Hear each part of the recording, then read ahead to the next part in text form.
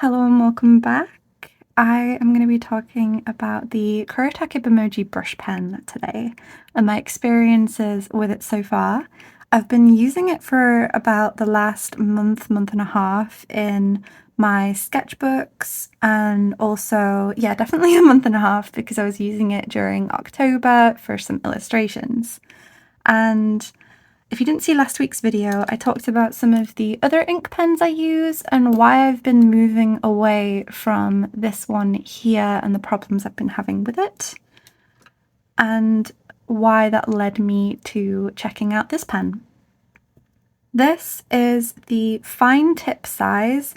The Bimoji brush pens come in a few different tip sizes. They're usually felt nibs. Like this one is a felt nib. But they do also have a real brush pen tip as well, like you'd expect in the Pentel Pocket Brush Pen. But this is the only one I've tried so far of the Bimoji. They sell for £3.80 on Jackson's as of this video, and $3.50 on Jet Pens. So that gives you a very rough estimation of how much they cost. Obviously it does vary depending on where you live.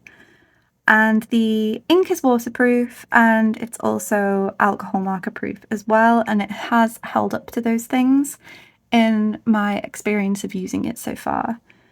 I tend to do a lot of line and colour illustration, especially with watercolour, so the waterproof aspect of ink is very, very important to me, especially with the brush pens, because the illustrations I do are usually with a brush pen.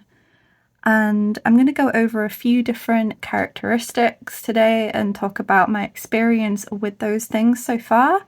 I'm going to talk about line variation, durability of the pen, the longevity of the ink, and how it handles things like transferring, bleed through, and the intensity of the pigment on different papers that I use. Because I have found that some pens can have very, very different appearances depending on the papers you use, and that is in part down to the paper, but I wanted to make sure that this pen handled the most common sketchbooks and papers that I like to use. So we're going to have lots of examples today, and I'm also, for the line variation, going to go over how thin to thick you can get this in comparison with other pens as well. It's most comparable to this pen rather than a real brush nib. This is going to have way more line variation than this will, but this has a very similar tip. If I compare the two, they both have very similar felt tip ends. Make sure I get the right lids. So we'll start out with line variation. It's got a nice amount of thick to thin, but I have noticed that it doesn't have as wide of a range as this pen. This pen can get slightly thicker lines than this one can, but that also means that you do have slightly more control when using this pen over this pen, because the amount you press down, if you're very, very heavy-handed, you won't go super, super thick. So I'll show you how the line variation looks now. I'm gonna test on this paper so far, but I'll also go over some of the other papers when I get to the intensity of the pigment section. This is toned Strathmore paper. So we'll start with the Bimoji, and I'll talk a little bit about my experiences with it so far. So this is me pressing down really hard.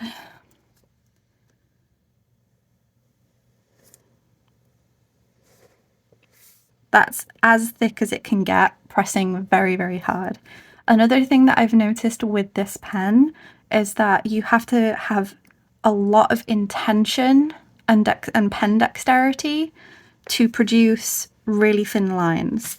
You have to really, really think about the direction that you're pulling and the weight that you're putting onto it to produce thin lines like that. I do notice that I have to be a lot more thoughtful of how I'm holding the pen and how much pressure I'm using compared to other pens. So we have here the Unipin Fine Line, and this one, if I press all the way down, can definitely produce much thicker lines. If we put it right next to the Bimoji, you can just see how thick this one gets. It's a lot softer, even though the tip sizes look very similar. So when you press down, you get a much thicker line. So if I press down like this with this pen, it's not quite as thick. And then with thin lines, again, you do have to be quite careful when you're using this one too. So that gives you an idea of the line variation. I am also going to show some illustrations now.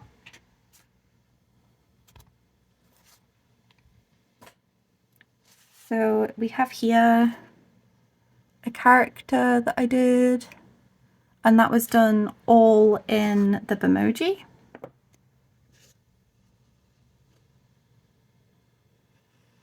And then these were all done in October. We have this here. Now for the lines in here, I can't remember off the top of my head if I used this. I'm pretty sure I used this for the whole thing. So you can get a pretty good understanding of the line variation from that. That pretty much covers my experience of the line variation so far. I've probably said line variation 300 times. To talk about the durability of the pen, it's holding up so far. So as I said, I've been using it for about a month and a half, and I've been using it on cotton paper, I've been using it on cellulose paper, I've been using it for illustrations, I've been using it in my sketchbooks, and it's holding up to everyday use. I do notice that when I'm using cotton paper, so for watercolour illustrations, even if you're using hot press, and the papers I was just showing you was hot press, it's got a texture to it that's very like, almost like really, really fine sandpaper, and that wears down pens very quickly depending on how much you use the pen and how hard you press. And this has been holding up to being used on cotton paper frequently. I recently did another illustration here, and this is on hot press paper. And again, all of this, including the spots, was done with this. And it's still holding up. You saw how thin of a line it's still producing.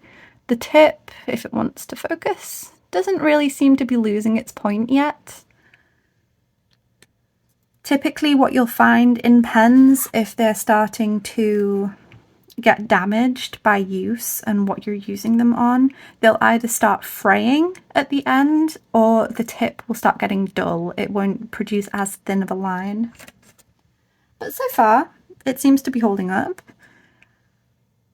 I will see how it ends up surviving the next few months, of course, as well. Kind of in the same area as durability is longevity. So when I refer to longevity, I'm talking about how long the pen lasts before drying up. I honestly can't really comment on this so far, using it only for a month and a half, but I haven't noticed any change in the ink flow yet. As I said, I've been using this for illustrations, I've been using it in my sketchbook for a month and a half, and so far completely the same. So that would be something that I'd have to comment on after I actually end up drying up this pen from use. That would be when I'd be able to say, all right, okay, this lasted me 6 months, or it lasted me 9 months of this much use. But so far it's holding up.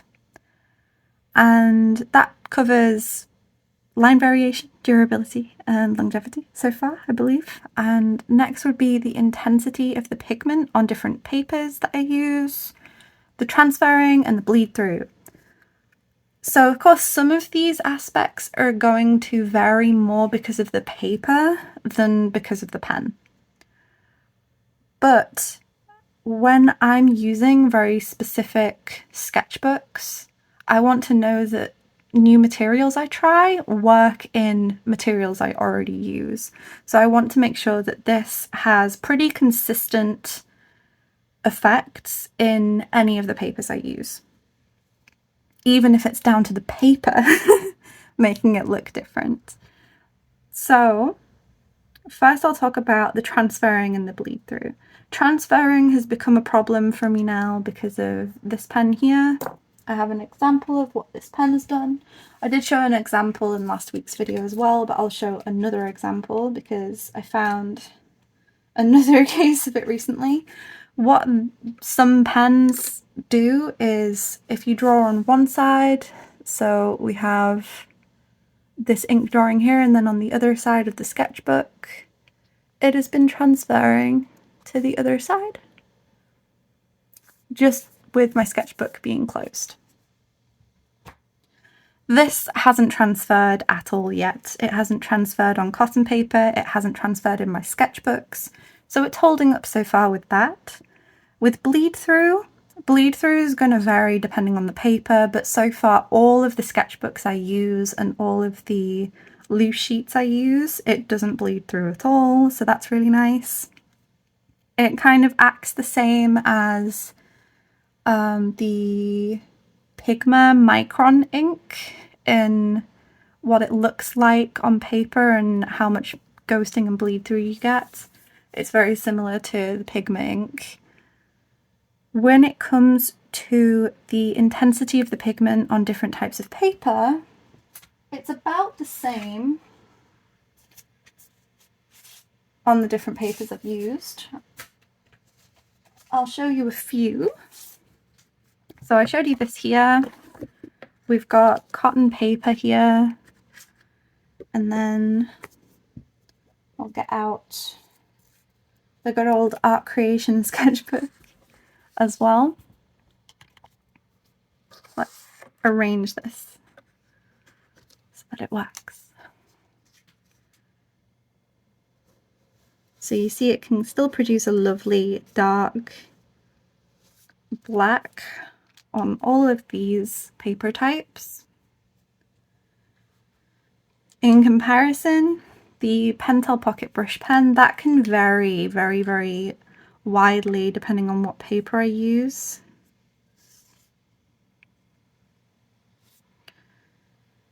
It can end up graying out almost. It doesn't look as intense on certain paper. Like I noticed that it does tend to gray out a little bit on this paper. But that's a Pentel Pocket Brush Pen thing. It's not a, a Bimoji Brush Pen thing.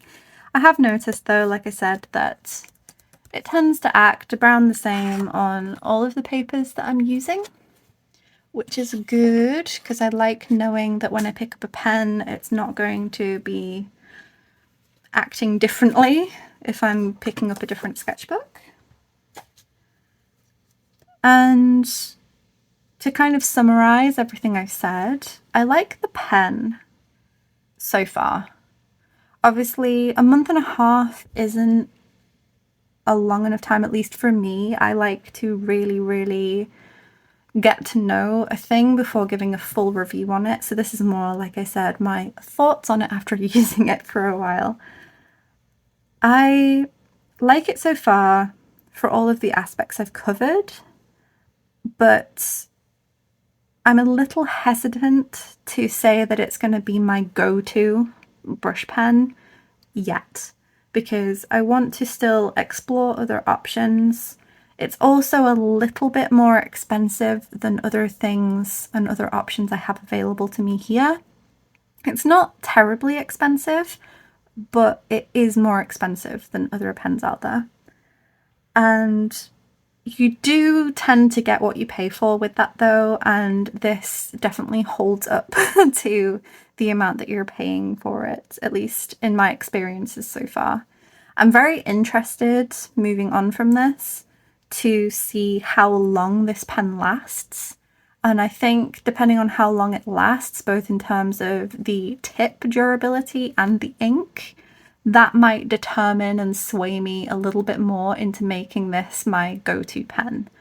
When I'm inking at home, I do still like using like a pot of ink and a brush, but when I'm out and about, I do tend to prefer having pens available to me that don't require a water cup and constant washing when you're out and about.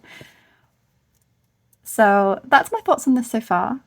I will, if you have any questions about this in the future, like if you're watching this a few months from now, leave a comment if you want me to provide updates for how this is doing. And if you have any thoughts on this pen, if you have any bad experiences, good experiences, whatever experiences you have with this pen, leave them in the comments below, because it's not only interesting to me to learn about other people's experiences, but it's also helpful for other people coming to this video to hear other people's experiences with this pen too. Thank you so much for watching, and I'll see you next time. Bye!